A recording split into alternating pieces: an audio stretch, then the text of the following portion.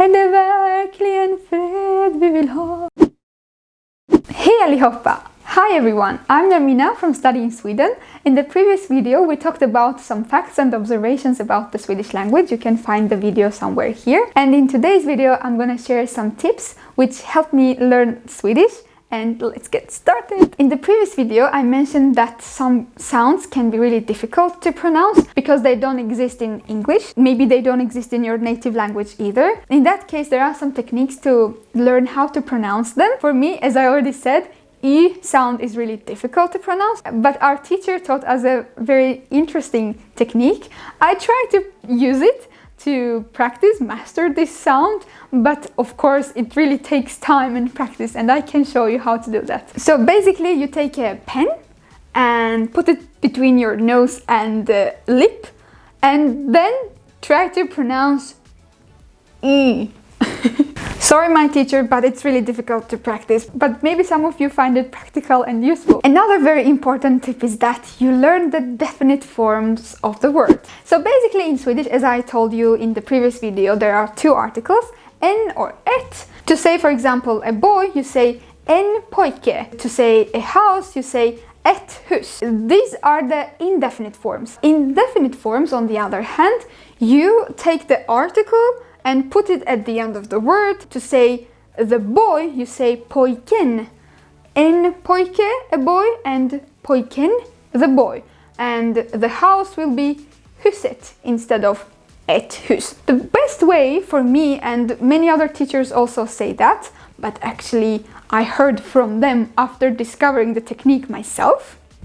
If you learn the definite forms directly, so instead of learning en pojke, you just learn it directly as pojken, huset. You actually learn one single word. So instead of two words, ett hus, you learn huset, which is the house. And if you want to make it indefinite form, you will just need to separate the article from the word and it will become ett hus. And yeah, it's an ett word, not an n word. So it's really easy for me. Året, the year.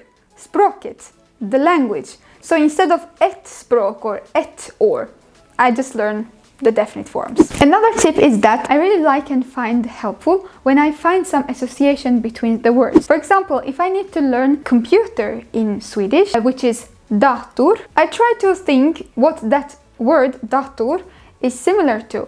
And then I realize that, okay, it sounds like data, and data we might have in computer. So dator means computer. This might be a very simple example, but actually we need to make the process very simple to learn anything. This association might work in my case, but maybe you can come up with something else, some other kind of association, and that will help you better. That word might sound similar to something else for you, and you can learn that way. The next tip is to use the language. You can use Swedish anywhere. For example, in the grocery stores, you might become a volunteer and work somewhere where you can interact with people in Swedish. The best way to actually learn Swedish or any other language is to practice it, use it, make it your routine, and feel more comfortable when using it. Another very important tip is that when you learn a new word, try it out with someone you're comfortable with. Because if you don't know someone or you don't feel comfortable with that person,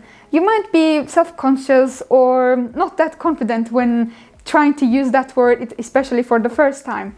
So it is really important to feel safe. That way you will be comfortable and okay no matter how you pronounce it. This can be followed with another tip, which is practicing Swedish with non-natives. For me, it really works. With the native Swedes, we can be a bit self-conscious or self-critical because they speak fluently, right? And we tend to compare ourselves with the native speakers, and of course we will find that our pronunciation and accent is a lot different from theirs, and that can actually affect us in a negative way. So it is really good to practice with non-natives because you also feel okay with yourself. They are not perfect, you're not perfect either, and that somehow encourages you. Another very important and interesting tip is that try to look at the recipes on the packages. For example, the flour package can have a cinnamon bun recipe, and in Swedish of course. You can read that, try to understand, and bake. A spinach package can have a spinach soup recipe. You can read, try to cook. You will understand, of course, you will need to Google some words, find new words, learn them, and in the process, because this is the best way for learning a language, you really need to understand that word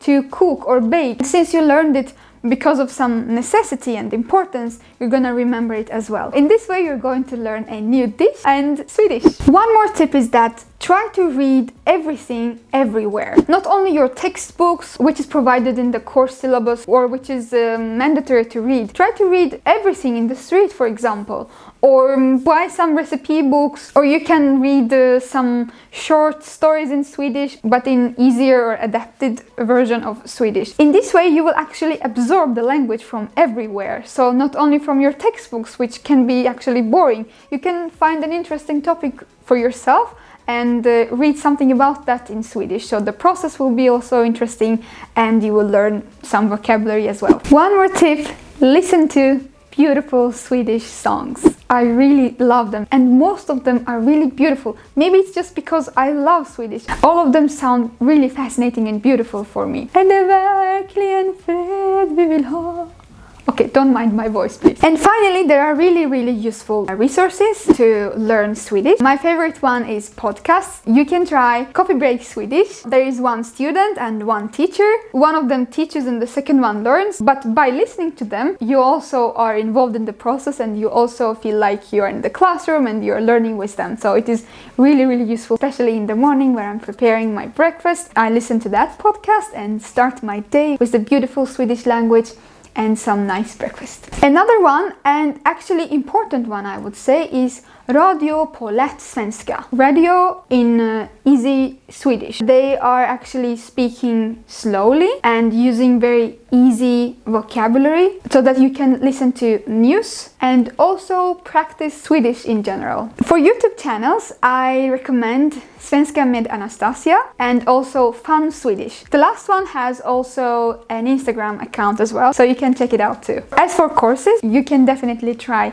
SFI or SFI in Swedish, which is Swedish for immigrants. Also, most of the Swedish universities provide Swedish courses for international students. When it comes to textbook, I recommend Rivstart. I find it really well structured and interesting, and also it is the one which is used in most of the courses in Sweden. And lastly, for mobile apps, you can use Drops, and I would say that my beginner vocabulary is from that app.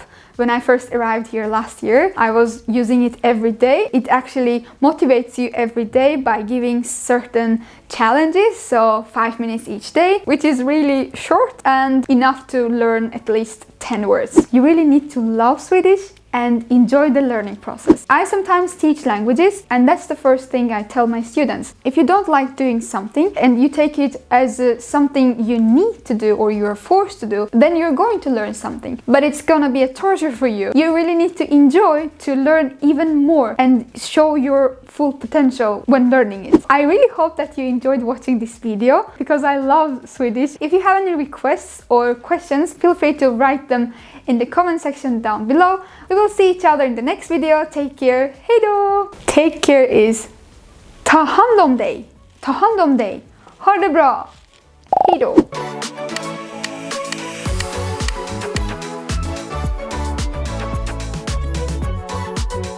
You watched the video from Study in Sweden YouTube channel, and check out more videos from the channel to learn more about living and studying in Sweden.